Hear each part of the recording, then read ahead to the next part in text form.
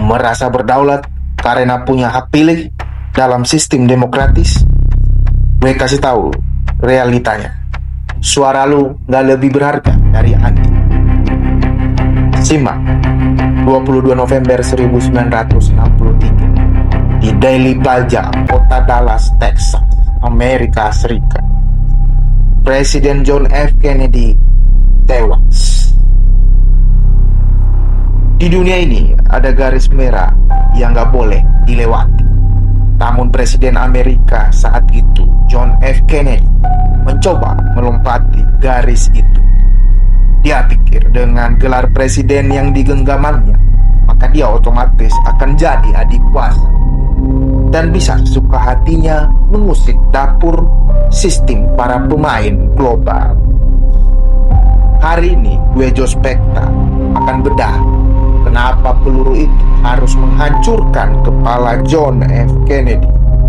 Bukan di medan perang, bukan di ruang gelap, tapi di depan rakyatnya sendiri, dan tepat di depan kamera dunia. 22 November 1963 di kota Dallas, Texas, Presiden sedang melakukan kunjungan politik. Ia tersenyum melintasi jalanan sambil melambaikan tangan kepada rakyatnya di sekitar. Jam 12.30 siang, iring-iringan mobil Presiden John F. Kennedy melintasi Dealey Plaza di Texas. Tiba-tiba, meluncur 3 tembakan tepat di kepala John F. Kennedy dan meledak. Dan seorang gubernur bernama John Connally di sampingnya juga tertembak mengenai dada dan punggung, tapi tidak tewas. Semua terjadi dalam hitungan detik. 1 jam kemudian, Presiden John F. Kennedy dinyatakan meninggal dunia. Polisi bergerak cepat. Polisi menggerebek gedung Texas School Book Depository di lantai 6. Mereka menemukan senapan. Lalu di lantai 2 ada seorang bernama Lee Harvey Oswald sedang makan siang. Seorang mantan marinir pernah tinggal di Uni Soviet. Dia ditangkap dan langsung dituduh sebagai pembunuh tunggal.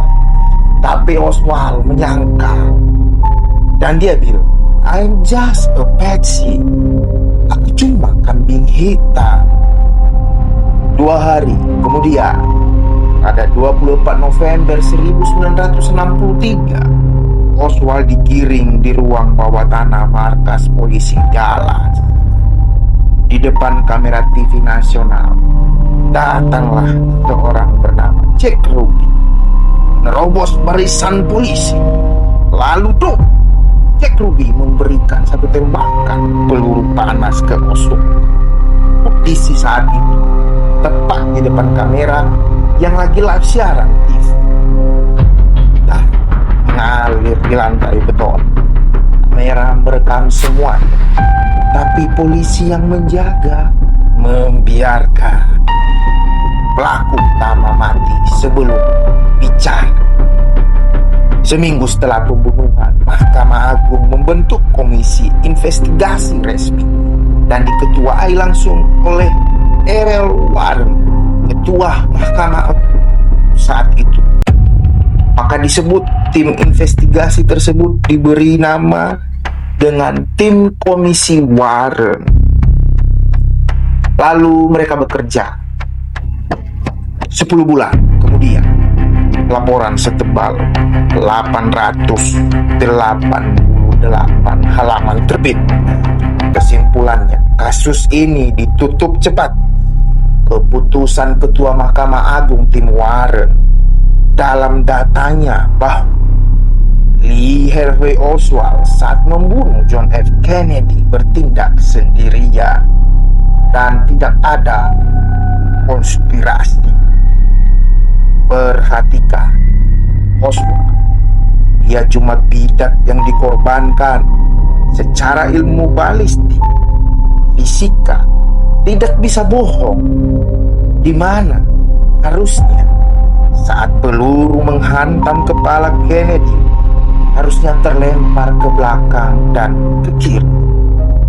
Dalam hukum momentum Newton bilang benda yang bergerak searah dengan dorongan. Nah, kalau Oswald menembak dari belakang, kenapa kepala Kennedy tidak tersungkur ke depan saat setelah ditembak? Jawabannya adalah sangat pahit, di mana sebenarnya ada lebih dari satu eksekutor menembak. Ada tim eksekusi dari sisi militer yang mengepung Dealey Plaza saat itu. Oswald hanya dipasang sebagai wajah untuk menutupi kejahatan negara yang paling sempurna.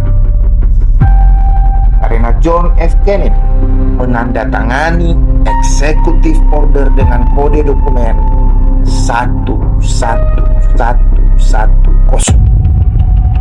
Sekali lagi, karena John F. Kennedy menandatangani Executive Order dengan kode dokumen 111.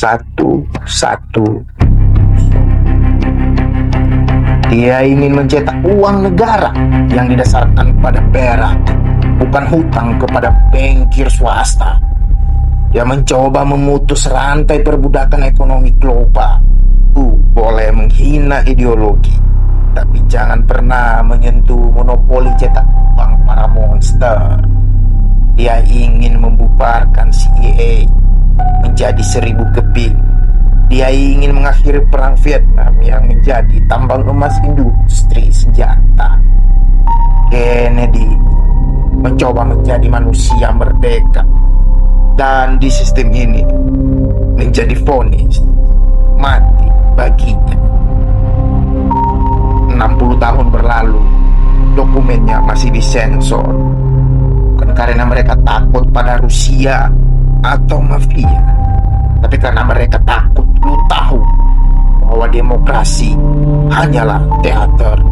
Dan ada teori liar yang gue rangkum di beberapa literatur privat inspirasi, mengungkapkan bahwa ada diduga peran ras alien reptilia dalam pembunuhan Presiden John F. Kennedy.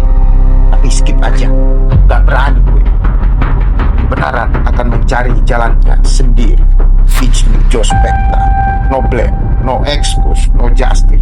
Sampai jumpa di investigasi berikutnya. Tetaplah curiga.